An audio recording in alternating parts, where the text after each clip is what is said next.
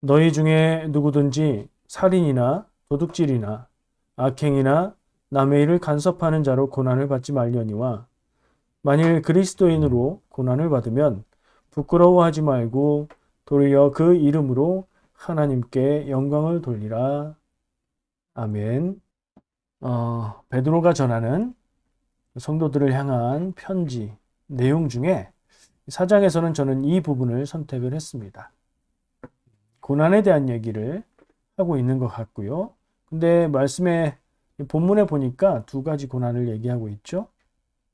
어떤 고난이 우리가 만나야 될 고난이고 어떤 고난이 우리가 만나지 말아야 될 고난인지 생각하면 좋을 것 같아요. 자, 제가 아까 인사하면서 한 주간 어떻게 지내셨습니까? 질문을 했었죠. 뭐 한 주간뿐 아니라 살아가는 인생 전체를 한번 보면 여러분 어떠십니까? 사는 게 어떻다고 느끼고 계십니까? 사람마다 다르겠죠? 그리고 또 상황마다 다를 줄 압니다. 그래도 아마 크게 두 가지 답 중에 하나를 말하지 않을까요? 여러분들 생각하신 답, 사는 게 어떠십니까?에 대한 답을 한번 마음에 생각하시고 이 둘 중에 하나에 비슷한지 한번 보세요. 제가 꼽은 두 가지 중에 첫 번째, 사는 게 만만치 않습니다. 사는 게 힘들다는 얘기죠. 이거에 가까우십니까? 아니면 그래도 살만한 세상입니다. 사는 게 더 기쁘고 감사하고 가치 있습니다. 좋은 게 그래도 더 많은 것 같습니다. 이쪽에 가까우신지요? 여러분은 만만치 않은 세상을 살고 계십니까? 아니면 그래도 살만한 세상을 살고 계십니까? 살만한 세상을 넘어서 복되고 아름다운 행복한 인생 사시기를 축복합니다. 그러면 우리가 어떻게 해야 될까요? 근데 오늘은 행복한 인생 뭐 이런 쪽의 이야기가 아니고 고난에 대한 이야기를 나누려고 합니다. 누구나 다 행복하고 싶어 하지요. 문제는 살만한 세상입니다 라고 말하는 사람도 마냥 세상이 행복하지만은 않을 거라는 사실이지요. 우리는 모두 만만치는 않은데 그래도 살만한 인생을 살고 있는 것 같고요.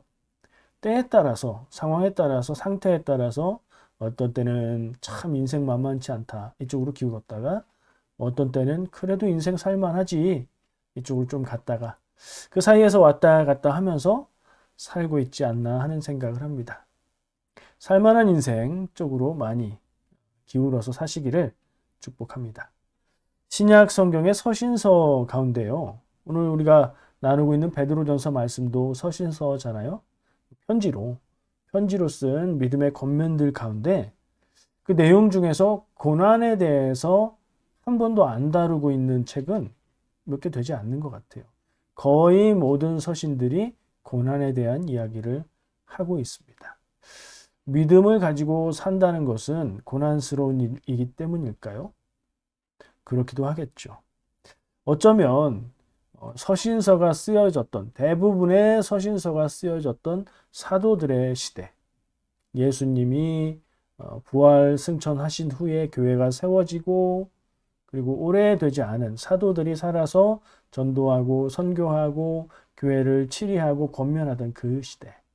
그 시대는 아마도 교회의 초기 시대일 것이고 초대교회에서 연장해서 멀지 않은 그 시대.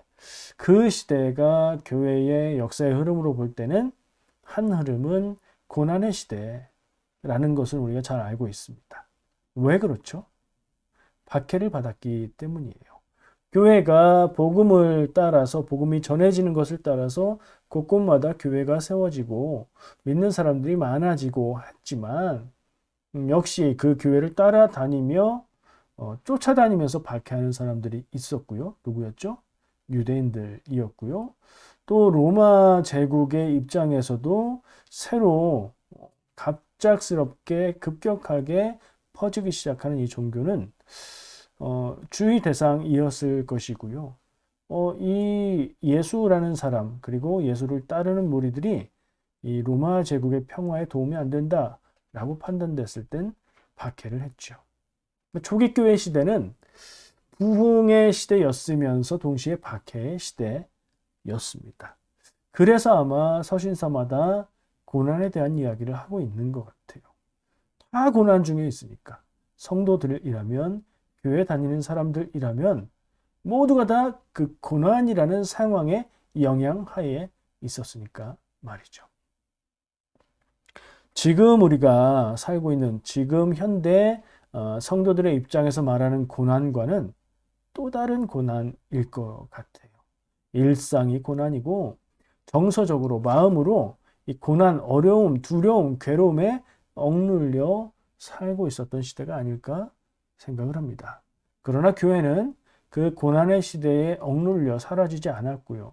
고난을 이기는 생명력으로 이어져 왔고 더욱더 순수한 믿음을 꽃피웠고 순교의 피 위에 선교를 통해서 땅 끝까지 복음이 전해지는 시대를 통해서 지금 우리에게까지 복음이 전해지고 교회가 이어져 왔어요. 베드로 전서 역시 고난에 대한 얘기를 하고 있어요. 오늘 본문 말씀도 고난에 대해서 다루고 있지만 바로 앞에 있는 4장 12절, 13절 말씀에 성도의 고난에 대한 베드로의 기본적인 태도가 나타납니다. 읽어드릴게요. 성경이 있으면 펴보세요. 4장 12절, 13절 말씀입니다. 사랑하는 자들아 너희를 연단하려고 오늘 불시험을 이상한 일 당하는 것 같이 이상히 여기지 말고 오히려 너희가 그리스도의 고난에 참여하는 것으로 즐거워하라. 이는 그의 영광을 나타내실 때에 너희로 즐거워하고 기뻐하게 하려 함이라. 아멘. 베드로는 성도들을 향해서 시험 당하는 것, 고난 받는 것은 연단하기 위한 것이다. 망하고 사라지게 하고 파멸하는 그런 게 아니라 더 순수하고 더 강하고 더 굳건한 믿음으로 연단하려고 하는 거고 불시험이라고 말하는 데에는 그 두 가지가 의미가 있는 거예요. 불로 금을 재련하듯이 그 더 믿음이 성숙해가는 그런 불이기도 하고 또 그런 만큼 그것을 견뎌내기가 쉽지 않아서 불시험이기도 한 것 같아요. 그런 시험을 이상하게 여기지 마라. 무슨 얘기예요? 당연하게 여겨라. 당연한 거다. 믿음으로 살려고 하면 불시험 같은 고난을 만나는 건 당연한 일이다 라고 말하고요. 그런데 그것을 괴로워하지 말고 오히려 기뻐하고 감사할 이유는 나중에 예수 그리스도께서 오실 때에 그때 그 영광을 나타내실 때 함께 기뻐할 수 있는 복이 있기 때문이다 라고 말하고 있는 거죠. 그러니까 이 초대교회, 초기 교회 시대에 사도들은 교회를 향해서 이 고난을 받아들이고 고난 안에서 의미를 찾고 발견해라 이런 얘기를 하고 있었던 거예요. 고난 당하는 것을 기정사실로 전제하고 얘기를 하고 있는 거죠. 그 고난이 일상화된 시대를 살았던 거예요. 우리가 이해하기 쉬운 교회에서 흔히 하는 말들과 크게 다르지 않은 교훈입니다. 교회에서 뭐라고 하는데요? 보통 이렇게 말하죠. 고통에는 의미가 있다. 무의미한 고통이 아니고 그 의미를 발견하고 깨달으면 그게 가치 있는 일이 된다. 고통 가운데 믿음이 성장한다. 믿음을 지키고 살려면 고난을 당하기 마련이다. 고난을 인내하고 견디면 하나님이 주시는 상이 있다. 이런 얘기들 자연스럽죠? 많이 들어본 것 같죠? 내 마음속에 생각 속에도 있는 이야기들입니다. 다 맞는 말이고요. 한마디 한마디 의미를 깊이 생각하면 참 귀한 말들이에요. 마음에 간직하시길 바랍니다. 우리가 행복한 것, 감사한 것, 기쁜 것 이런 것들보다 고난에 대해서 많이 생각하고 고난에 대해서 우리가 어떻게 받아들일지를 그 자산을 많이 갖고 있는 것이 우리의 믿음과 삶에 더 큰 교훈이, 자산이 되는 것 같아요. 자, 그런데 베드로는 오늘 읽은 본문 말씀을 읽어보면 이 정도 선에서 고난에 대해서 말하는 걸 그치지 않고 있어요. 한 발 더 나가서 더 깊은 의미의 고난에 대해서 말하고 있는데요. 고난을 구분합니다. 그리스도인으로서 믿음 때문에 받는 고난이 있다. 이게 오늘 본문 말씀 뒤편에 이야기한 그리스도인으로 받는 고난이 되는 거죠. 근데 그 앞절엔 뭐라고 했어요? 살인과 도둑질과 그 나쁜 짓, 죄 짓는 것, 그런 일들을 통해서 자기의 책임으로 당하게 되는 고난도 있다고 구분하고 있는 거죠. 근데 그걸 당하면, 그걸 겪으면 그런 고난은 너희들이, 성도들이 겪을 일이 아니다. 그런 건 겪으면 안 된다. 그런 일을 하지 말라. 그렇게 살지 말라라고 얘기하고 있는 거예요. 오늘 본문 말씀은 제가 보는 입장에서는 성도들이 고난당하는 것을, 어렵고 힘든 일 당하는 것을 모두가 다 하나님 앞에서 기뻐하고 영광 돌릴 일, 감사할 일, 의미 있는 일, 신앙적인 일로 생각할 것이 아니라는 얘기로 들립니다. 구분해야 된다는 거예요. 믿음 때문에 당하는 고난이 있고 그것은 부끄러운 일이 아니고 하나님 앞에 우리가 감사하고 기뻐해야 될 일이고, 왜냐하면 주님의 고난에 동참하는 것이기 때문에. 근데 니들이 살면서 잘못해서 세상의 법을 어겨서 사람들이 보편적으로 갖고 있는 상식을 벗어나서 살기 때문에, 더 심하게 말하면 이기적으로 네 생각만 하고 살아서 어려움을 겪거나 당하는 것은 그거 신앙적인 것으로 여기지 말고 그걸 부끄러워해야 된다. 성도는 그런 고통을 당하면 안 된다. 라고 말하고 있는 겁니다. 살인하고 도둑질하고 악행하고 남의 일에 간섭해서 고난받는 것은 믿음의 고난이 아니다. 그것은 죄다. 이렇게 말하는 거죠. 성도는 그런 죄로 고난당하는 삶을 살면 안 되고 그것은 부끄러운 일이다. 베드로는 부끄러운 일이라는 말을 뒤에 믿음으로 받는 고난에 붙였지만 그건 부끄러워하지 말라고 했으니 이게 부끄러운 일이라는 거지요. 하지만 그리스도인이라고 믿음을 따라 생한 것으로 고난받으면 그건 부끄러운 일 아니고 하나님 앞에 감사하고 기뻐하고 하나님이 귀하게 여길 일이다. 근데 표현을 보면 어쩌면 어떤 사람들은 믿음으로 고난을 당하는 것을 부끄러워하기도 한 것 같아요. 그리고 믿음 때문이 아니라 자기의 잘못, 실수, 이기적인 마음, 말과 행동 때문에 어려움 당하는 것을 반대로 믿음의 고난인 것처럼 부끄러워하지 않고 말하고 그런 사람들도 있었지 않았을까? 그래서 이런 얘기를 하는 게 아닐까 하는 생각을 해보게 됩니다. 이 베드로가 오늘 본문 말씀에 한 얘기는 내용을 이해하고 보면 너무나 당연한 얘기이지 않습니까? 근데 말하면 입 아픈데 왜 당연한 얘기를 굳이 하는 걸까요? 당연함에도 불구하고 그것을 지키지 못하고 베드로가 지적한 그 모습처럼 살았던 사람들이 있었기 때문이겠죠. 우리는 지금 우리가 살고 있는 이 시대, 우리 주변에서 그런 사람들을 쉽게 발견할 수 있습니다. 꼽으라면 꼽을 수도 있어요. 나는 아니지만, 내 생각에 나는 아니지만 누군가는 야, 이거 이 사람의 이야기다. 이럴 수 있어요. 근데 이게 제가 하는 얘기는 뭐죠? 그때도 그런 사람이 있었다. 어느 정도로요? 그냥 어쩌다 한두 사람 있는 게 아니라 사도가 교회를 향해서 권면하는 편지 가운데 이 얘기를 딱 집어서 할 정도로 한두 명이 아니었고 교회에 일반적으로 퍼져 있었던 현상이었을 거로 저는 짐작을 합니다. 왜요? 사람은 변하지 않고요. 사람들이 있는 교회라고 해서 거룩한 교회라고 생각하지만 사람들이 있는 한 그 모습은 크게 변하지 않을 것이기 때문입니다.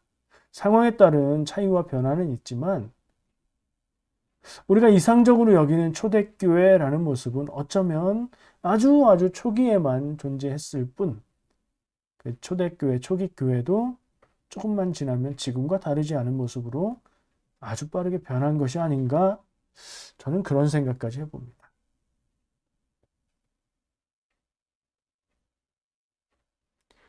그래서 어떻게 할까요? 자, 우리는 이 말씀을 통해서 베드로가 얘기한 대로 사람이 살면서 만나게 되는 고난들, 성도로서 살게 되면서 만나게 되는 어려운 일들, 그중에 믿음 때문에 당하게 되는 것과 내 잘못 실수 때문에 만나게 되는 것들을 구분하면서 얘기를 했어요. 베드로의 입장에서 말한 것을 지적으로 여기고 성도라고 하면서 하나님의 백성이라고 하면서 세상의 기준에도 미치지 못해서 고난당하고 어려움당하고 사람들에게 미움받고 그 믿음을 지켜서 하나님의 의와 뜻을 드러내서 미움을 받는 게 아니라 나쁜 짓 해서 모자라서 자기밖에 모르고 이기적으로 살아서 미움을 받고 어려움을 당하고 심지어 벌을 받기도 하는 그런 모습, 그것을 지적하고 있는 거죠. 그러지 말라는 지적으로 읽어봤어요. 어쩔 거냐 하는 생각을 하죠. 두 가지 관점에서 저는 생각을 했습니다. 개인적인 관점에서 나를 생각해 보는 거죠. 그리고 교회를 생각해 봤어요. 전체적인 일반 교회의 의미에서 이걸 어떻게 해야 될까? 우선 개인적으로 적용해 볼게요. 그냥 나를 이 말씀에 비추어서 한번 보면 돼요. 나는 믿음 때문에 고난당하는 쪽인가? 잘못해서 고난당하는 쪽인가? 물어보세요. 스스로. 저는 고난당하는 것 같지 않아요. 저는 인생이 평탄하고요. 그래요. 그럼 답하기가 어려우시겠네요. 이렇게 바꾸면 좀 더 쉬울 것 같아요. 다른 질문으로 조금 표현을 바꿔보겠습니다. 나는 사람들이 내가 교회 다니는 것을 알까봐 걱정하고 숨기는가, 그렇지 않은가? 이건 대답할 수 있죠. 교회 밖에서 사람들을 만나면서 사람들이 나 교회 다니는 거 몰랐으면 좋겠다. 굳이 말아야지. 이런 쪽이십니까? 아니면 굳이 드러내고 자랑할 것도 없지만 숨길 것도 아니다. 뭐 이쪽인가요? 그리고 신앙에 관계없이 잘못해서 어려움을 겪을 때 부끄럽게 느끼는가 아닌가? 뭐 이런 질문을 해봐도 앞에 제가 물었던 질문과 비슷한 질문이 될 것 같아요. 어느 쪽이십니까? 혼자 답해보세요. 혼자 계시니까. 마음속으로 답해보세요. 나는 이쪽인 것 같아. 나는 그때는 이랬던 것 같고 어떤 때는 이랬던 것 같아. 한번 생각해 보시면 어떻게 해야 될지 답이 나오는 거 아닐까요? 그게 바로 교회적인 관점에서 볼게요. 교회적인 관점에서 부끄러움을 모르는 교회. 다른 교회가 이 교회를 보면 이 교회가 교회라고 하지만 교회로서 이 교회가 이 교회를 보기에 너무나 부끄러워요. 창피해요. 그런 경우 있나요? 상상해 보면서 표현을 해봤어요. 부끄러움을 모르는 교회. 부끄러운 모습인데 부끄러움 모르는 그런 교회가 있다면 어떻게 바꿀 수 있을까요? 교회가 무엇을 위해서 존재합니까? 자기의 이익을 위해서 존재하는 교회, 그런 교회가 있다면 어떻게 복음 전파를 위해 존재하는 교회로 바꿀 수 있을까요? 우리 교회는 어느 쪽인 것 같아요?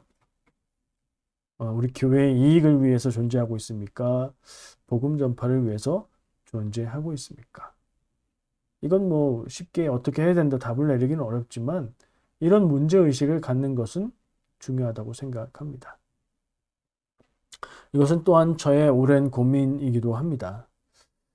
도대체 믿는 사람들이 왜 그럴까?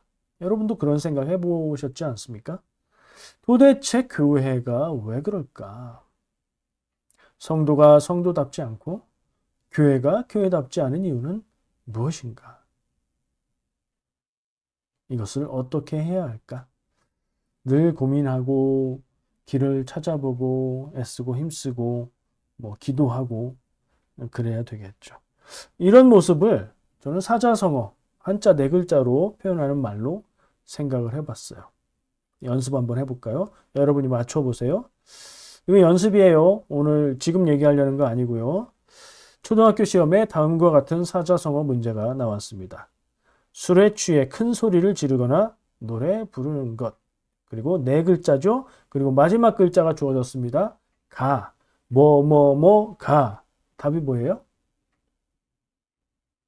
고성방가죠. 큰 소리를 내고 막 노래 부르고 그러는 거예요.